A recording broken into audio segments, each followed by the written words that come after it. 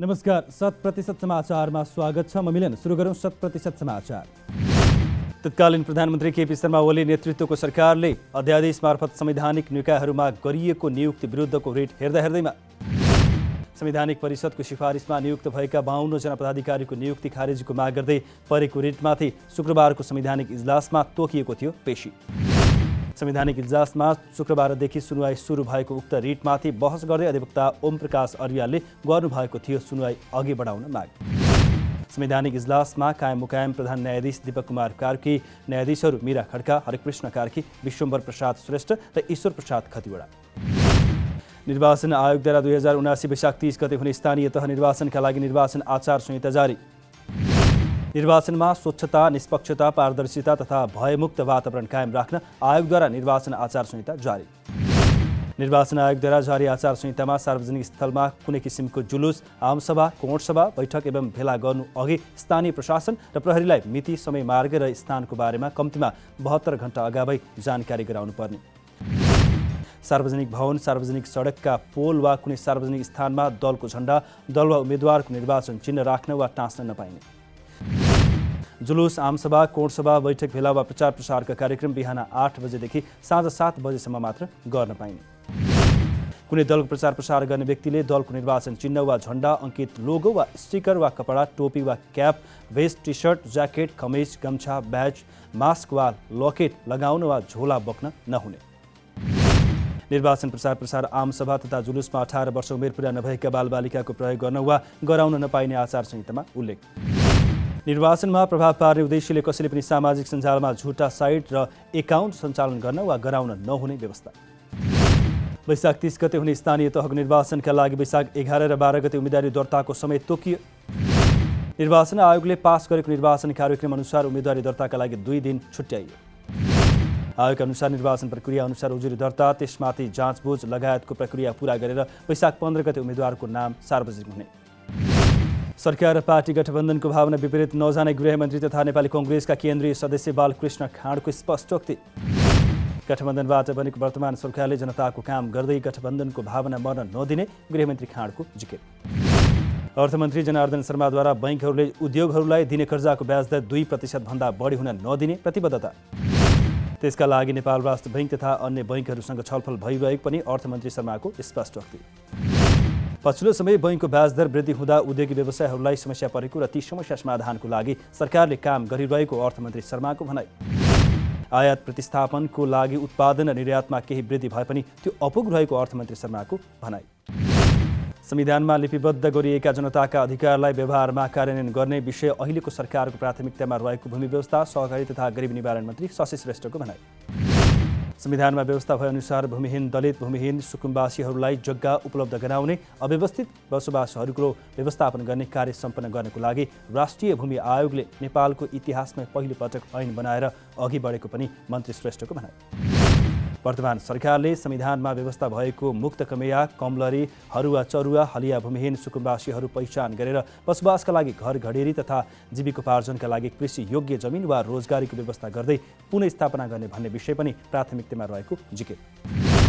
वैशाखमा हुने स्थानीय तह चुनावमा उम्मेद्वार बन्ने जनप्रतिनिधिले मनोनयन दर्ता अघि नै राजीनामा दिनुपर्ने व्यवस्थाप्रति नेकपा एमालेका नेताहरूको आपत्ति। निर्वाचन आयोगले बनाएको निर्वाचन आचार संहिता 2078 को 26औं बुँदामा जनप्रतिनिधिहरू उम्मेद्वार हुने हो भने मनोनयन दर्ता अघि नै राजीनामा दिनुपर्ने उल्लेख। एमालेका उपमहासचिव विष्णु रिमालले स्थानीय तह निर्वाचन आचार संहितामाथि उठाउनु भएको प्रश्न। स्थानीय तह निर्वाचनमा उम्मेद्वार बन्न पदमा बहाल जनप्रतिनिधिले राजीनामा गर्नुपर्ने शर्त व्यावहारिक नभएको टिप्पणी। पालिका अध्यक्ष वा मेयरहरूले चुनावमा जानुअघि पद खाली गरी जनतालाई दिनुपर्ने सेवा नै बन्द गर्नुपर्ने किन भन्दै प्रश्न। प्रधानमन्त्रीले चुनाव लड्दा पद खाली गर्नु नपर्ने तर स्थानीय तहका पालिका अध्यक्ष वा मेयरहरूले चाहिँ चुनावमा जानुअघि पद गर्नुपर्ने कारण किन भन्दै रिमालको प्रश्न। सरकारले साना व्यवसायहरूको वृद्धि विकासमा निषेधको नीति लिएको नेपाल निर्माण व्यवसायी महासङ्घको आरोप। साना निर्माण व्यवसायहरूलाई सीमित ठेक्का लिन पाउने व्यवस्था गरेर निषेधको नीति लिएको महासङ्घका अध्यक्ष रवि सिंहको भनाइ। ठुला निर्माण व्यवसायलाई हरेक विधामा 3-3वटा र 3 अर्बभन्दा मुनिको काममा 5वटा ठेक्का लिन पाउने व्यवस्था गरेप्रति पनि महासङ्घको आपत्ति। पछिल्लो 24 घण्टामा 51 जनामा कोरोना संक्रमण पुष्टि। स्वास्थ्य तथा जनसङ्ख्या मन्त्रालयका अनुसार सोही समयावधिमा 392 जना सङ्क्रमित निको भएर अस्पतालबाट डिस्चार्ज भएका छन् भने यस अवधिमा कसैको पनि मृत्यु भएको छैन। मन्त्रालयका अनुसार अहिले देशभर 3996 जना सक्रिय सङ्क्रमित। काठमाडौँ महानगरपालिकाद्वारा 150 भन्दा बढी सम्पदाहरूको पुनर्निर्माण गरेको दावी। काठमाडौँ महानगरपालिकाका प्रमुख विद्यासुन्दर शाक्यद्वारा आफू 2074 सालको स्थानीय निर्वाचनबाट निर्वाचित भई आएपछि हालसम्म 150 भन्दा बढी सम्पदाहरूको पुनर्निर्माण भएको दावी। काठमाडौँ कमलपोखरी दरबार स्कुल विभिन्न वडामा रहेका ऐतिहासिक बहाबही मठमन्दिर चैत्य विहार गुठीघर ड्यक्ष लगायतका 150 भन्दा बढी सम्पदाहरूको पुनर्निर्माण भएको जानकारी। उपत्यकाभित्रका अन्य नगरपालिका क्षेत्रभित्रका सम्पदाहरूको पुनर्निर्माणमा पनि महानगरपालिकाले सहयोग गर्दै आएको भनाई। प्रमुख शाक्यद्वारा राष्ट्रिय सम्पदा तथा संस्कृतिको संरक्षण गर्ने कार्यक्रम अन्तर्गत उपत्यका बाहिरका ऐतिहासिक तथा पुरातात्विक महत्त्वका क्षेत्रहरूको विकास तथा संरक्षणमा समेत सहकार्य र साझेदारी गर्दै आएको उल्लेख। सशस्त्र प्रहरीको टोलीद्वारा पर्साबाट बिना भन्सार नेपाल भित्राइएको 2 करोड 85 लाख बराबरको सामान बरामद। प्रहरीद्वारा गत माघमा 62 लाख, फागुनमा 1 करोड 14 लाख र चैतको हालसम्ममा 1 करोड 8 लाखको सामान बरामद। सशस्त्र प्रहरी बल नेपाल नम्बर 13 गणका अनुसार बरामद गरिएको सामग्रीमा कपडा, इलेक्ट्रोनिक सामान, हार्डवेयर, मोटर पार्ट्स, खाद्य पदार्थ र किराना पसलका सामान। विभिन्न समयमा बरामद गरिएका ती सामग्री वीरगञ्ज भन्सार कार्यालय र बारा स्थित राजस्व अनुसन्धान कार्यालयको जिम्मा लगाइयो। सशस्त्र प्रहरीले पछिल्लो पटक चोरी, निकासी तथा तस्करी नियन्त्रणको अभियान सञ्चालन गर्दै आएको। रङहरूको पर्व फागु अर्थात् होली तराई जिल्लाहरूमा शुक्रबार हर्षोल्लासपूर्वक मनाइयो। हिमाली एवं पहाडी जिल्लामा बिहिबार नै होली पर्व मनाइए पनि तराई मधेसका जिल्लाहरूमा भने शुक्रबार होली मनाइयो। होलीका अवसरमा सरकारद्वारा शुक्रबार तराईका जिल्लाहरूमा सार्वजनिक बिदा। मिथिलाको महाकुम्भ मानिएको मिथिला माध्यमिकी परिक्रमा शुक्रबार सम्पन्न। मिथिलाको महाकुम्भ मानिएको मिथिला माध्यमिकी परिक्रमाका 2 डोलाको पछाडि हजारौंको सङ्ख्यामा साधु सन्तहरूले गरेका थिए परिक्रमा। प्रत्येक वर्ष फागुन महिनामा जनकपुर क्षेत्रको धार्मिक स्थलको परिक्रमा गर्ने चलन। जनकपुरको चारैतिर घुम्ने यस परिक्रमामा सहभागी भएपछि 108 तीर्थस्थल परिक्रमा गरेको जनविश्वास। सहभागी यात्रीहरूले नेपालका 107 एवं भारतको 26 गरी 133 किलोमिटर भूमिको पैदल यात्रा तय गर्ने। नेपाल र भारत दुवै मुलुकको धार्मिक, सांस्कृतिक एवं पारस्परिक सद्भावको प्रतीक बनेको परिक्रमा यात्राको क्रममा नेपालका 13 तथा भारतमा 2 गरी 15 विश्राम स्थल। मकवानपुरको मनहरीमा भएको बस दुर्घटनामा मृत्यु भएकाहरूको पहिचान खुलेको छ भने घाइते हुनेको सङ्ख्या 15।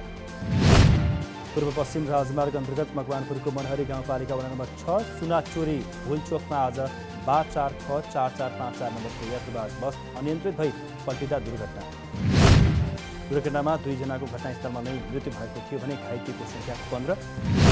दुर्घटनामा मृत्यु हुनेमा बसका सहचालक नुवाकोटको तारकेश्वर गाउँपालिका वडा नम्बर 4 घर भएका 22 वर्षीय सुभाष श्रेष्ठ र बसमा सवार सोही ठाउँका 29 वर्षीय सम्बोधन।